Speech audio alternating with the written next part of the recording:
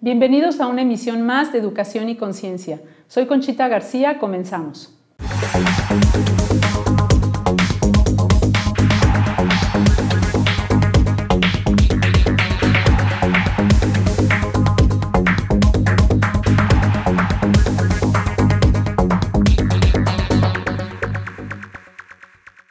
Con el gusto de estar con ustedes y con un saludo a Esne el Sembrador, hoy en Educación y Conciencia vamos a ver un tema muy importante para los papás y es precisamente la educación sexual. Para ello hemos invitado a la licenciada Liliana Vázquez Roa, que ella es terapeuta psicocorporal de pareja, tiene una maestría en terapia gestal, estudió también programación neurolingüística y aprendió en Chile y en Brasil, psicología de grupos, logoterapia. Y bueno, también ha participado en programas de radio y de televisión y dirige actualmente una organización de psicoterapia de formación humana conocida como Contontic, que quiere decir en las lenguas mayas corazones floreciendo o caritas alegres. Así es. Bienvenida, Liliana. Gracias. Un gusto tenerte en este programa. Igualmente, y gracias por la invitación. Bueno, pues vamos a hablar de educación sexual porque estamos viendo que para los padres de familia es un tema muy difícil. Nosotros fuimos educados pues desde esa parte en la escuela, pero en casa no se hablaba mucho de sexualidad. Los papás nunca nos platicaron nada y por lo mismo nosotros también a nuestros hijos pues nos costó mucho trabajo hablar de esos temas, ¿no? Cómo abordar el tema, cómo decirle a mi hijo que eso es una cuestión muy natural porque pues se nos educó como temas tabús, ¿no? Como que no se podía hablar porque estaba prohibido el tema. Y han ido cambiando las generaciones, sin embargo, todavía existe esa renuencia de los padres de familia a querer tomar el tema, ¿no? Entonces, yo te preguntaría, Liliana, ¿qué actitud deben de tomar los padres de familia ante estos temas de sexualidad con sus hijos? Tienes razón, en nuestra época quizá nos cuesta trabajo poder hablar de sexualidad.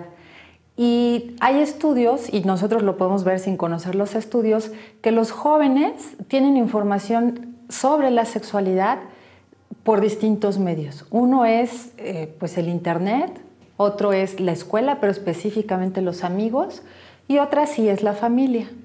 La cuestión es que como padres de familia necesitamos adelantarnos a hablar de los temas de educación sexual antes de que se adelante un amigo o antes de que se adelante o nos sorprenda el internet.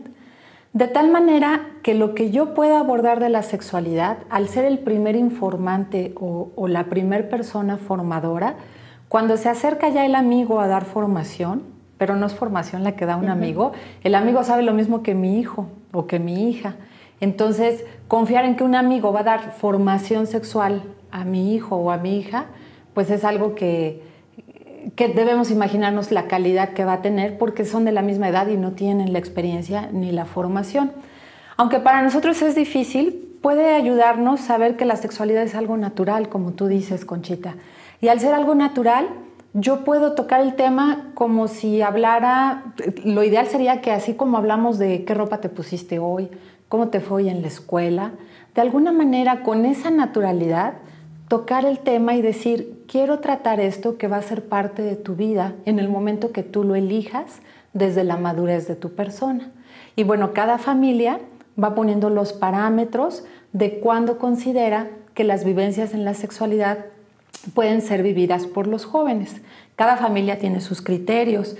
La inspiración cristiana nos da una, pero de manera particular las familias van decidiendo y van acompañando a sus hijos y a sus hijas en ese aspecto. Entonces, sería importante adelantarnos, por ejemplo, cuando van a ver el tema en el colegio, ¿no? O en la escuela, adelantarnos a platicar nosotros, porque generalmente es al revés, ¿no? Generalmente se ve el tema en el colegio y los alumnos llegan a sus casas a platicar lo que vieron y bueno, los papás se asustan porque dicen, ¿cómo que ya le explicaron esto a mi hijo y cómo lo abordaron? Y entonces empiezan todas las dudas y las inquietudes, ¿no?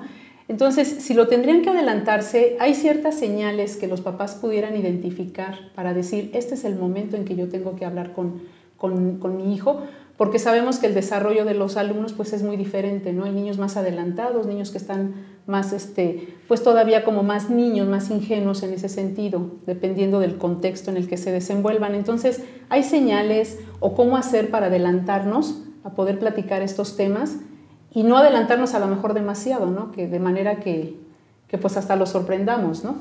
Sí, y la cuestión es que si decimos, ay, necesito esperarme, mi hijo todavía no tiene esas inquietudes o mi hija todavía no piensa en esto, si estás esperándote, quien va a saltar primero el tema va a ser los medios de comunicación, el internet, y van a ser los amigos. Y desde sexología decimos que hay que dar información sexual y formación durante toda la vida.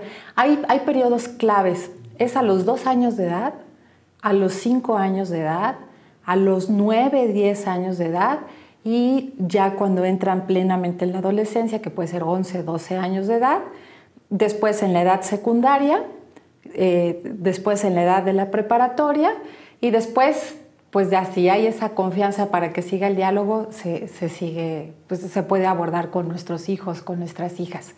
En cada una de estas etapas hay que ir dando la formación que puede recibir nuestro hijo o nuestra hija de acuerdo a su edad, pero sí necesitamos adelantarnos como padres de familia.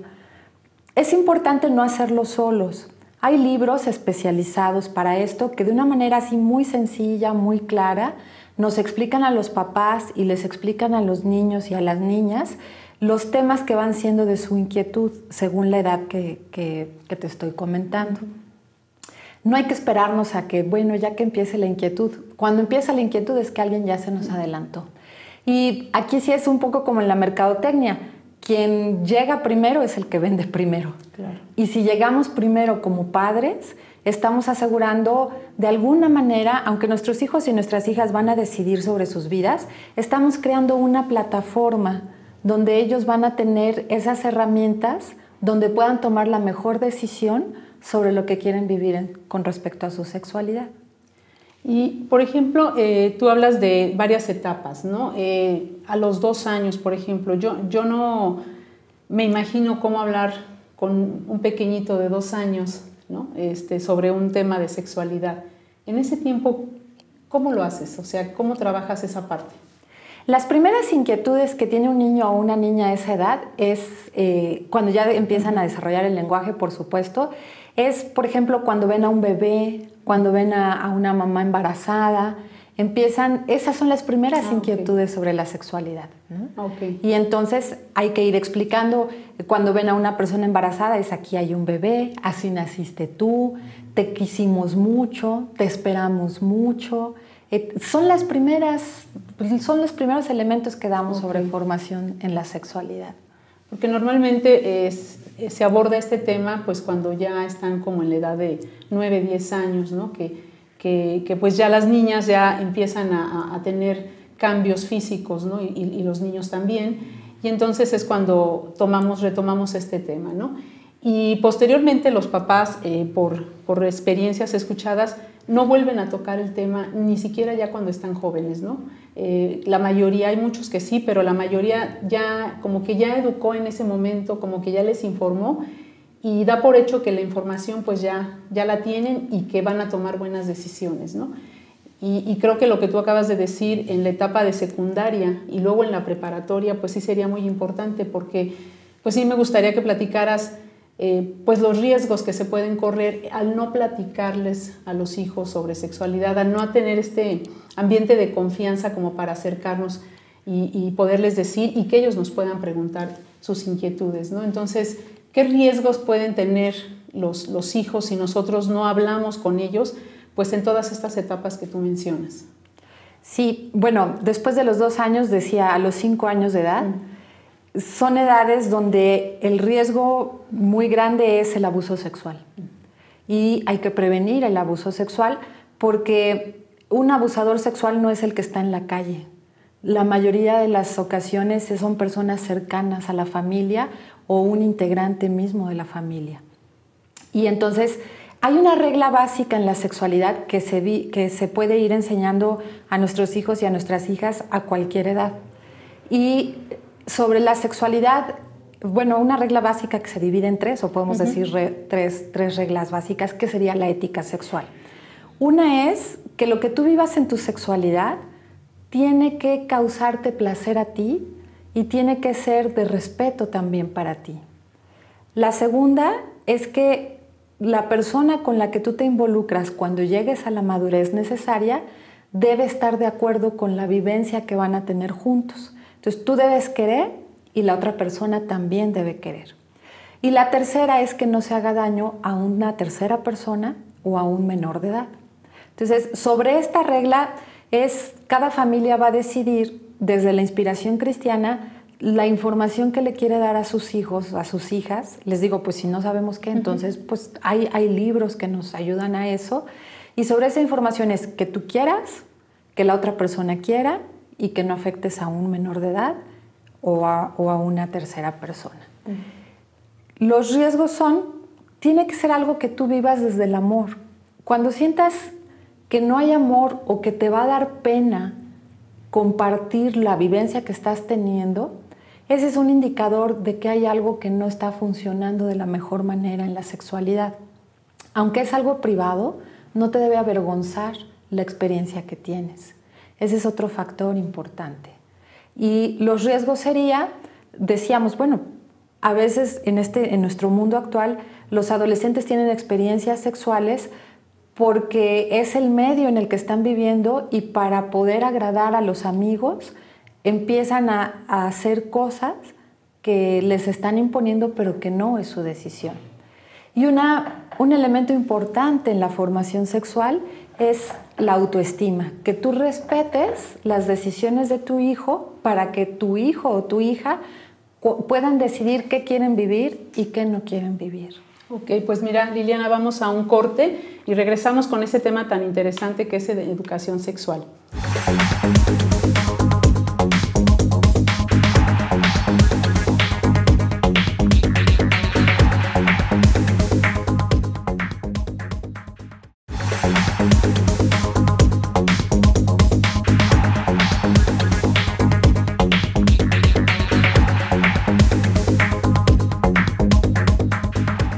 Regresamos aquí al programa de Educación y Conciencia y estamos platicando sobre el tema de educación sexual. Y comentaba Liliana que bueno, es importante que los padres de familia nos adelantemos a darles toda esta información antes de que el internet o los amigos de nuestros hijos empiecen a dar esa información. También pensaba y me ponía ahorita a recordar un poco cuando me tocó esa etapa, ¿no? Con mi primer hijo. Y es muy difícil hablar de ese tema, sobre todo cuando es pues del sexo contrario, ¿no? Yo tengo 3 hombres, una niña. Con la niña me fue muy sencillo, pero con los hombres, pues sí, le dije a mi esposo, bueno, creo que te toca a ti, ¿no? Pero también sabemos que ahora, pues a lo mejor está la mamá, ¿no? Que no hay papá y que quién va a hablar con el niño sobre estos temas, ¿no? Entonces, aquí, ¿cómo abordar ese tema? Porque los papás luego dicen, ¿no? Mira, hijo, es una semillita que tiene tu mamá y yo tengo otra semillita y las semillitas se juntan y entonces naciste tú. Y luego viene la pregunta de, pues, ¿cómo llegó la semillita tuya a la semillita de mi mamá, ¿no? Y entonces ahí es cuando se paraliza y dices, pues, ¿yo ahora qué le digo, no? Y entonces no informan y los niños se imaginan muchas cosas, ¿no? Hay niños que decían que pues yo creo que se la comían o cómo lo hacían, entonces empiezan a haber muchas dudas, ¿no? Entonces, ¿cómo un papá, qué recomendaciones, qué pautas, cómo abordar el tema? Yo sé que tiene que ser en un clima de confianza, pero ¿cómo decirlo, no? ¿Cómo hablar de este tema? Pues que nos salga natural, porque no nos va a salir natural, porque sí es un tema incómodo. Sí, una es pensar que el tema puede ser cómodo. Y entonces me puedo imaginar qué tema es de confianza para mí abordar con mis hijos o con mis hijas. Si me gusta hablar de comida, sentir que voy a hablar de la sexualidad con esa confianza como si fuera el tema que me gusta tratar. Entonces sí es partir de la confianza y cambiar la creencia que es tema incómodo y decir, bueno, es algo nuevo para mí, ¿no? Yo soy mamá y no me vino un manual donde a esta edad tienes que decir esto y de esta manera y cuidas así a tus hijos, ¿no? pero generar esa confianza en mí misma, en mí mismo. Si yo siento confianza, voy a transmitir confianza a mis hijos. Si me da pena, voy a mandar la señal de que este tema es de vergüenza. Y desde los 2 años, la educación sexual empieza diciéndole al pene, pene, a la vagina, vagina. No empezar a decir la cosita, el pajarito, etc. Si empezamos desde esa confianza a nombrar, pues aquí decimos, tengo una mano y este es mi dedo meñique, este es mi dedo pulgar, etc. No decimos a mi mano, no le dices la palabra que quieras inventar, ni tenemos un adjetivo diferente para los dedos o para la boca. Entonces, con la misma confianza que decimos cabello, ojos, nariz, a los órganos sexuales femeninos y masculinos, pues hay que llamarle pene y hay que llamarle vagina. Desde ahí empieza la educación sexual. Sentir confianza, llamar a las cosas por su nombre.